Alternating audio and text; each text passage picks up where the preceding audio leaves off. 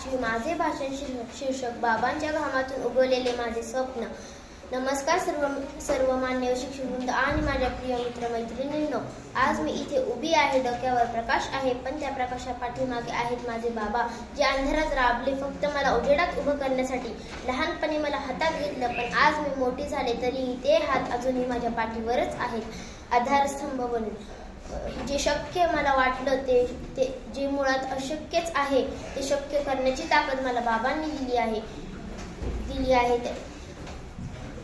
त्यांनी मला असं सांगितलं आहे की कधीच हार नाही मानायची, सतत जिंकतच राहायचं आहे। ते सुद्धा मला बाबांनीच सांगितलेले आहे। जे सगळं अस्तित्व आहे ते मला बाबांनीच दिलं आहे। जी लढण्याची ताकद व त्याच्यामधली जिंकण्याची ताकद व माझे जे आत्मविश्वास हा बाबांच्या आश्रमातून घडलेला आहे। आणि माझे यश हे बाबांच्या घामातून जन्मलेलं आहे।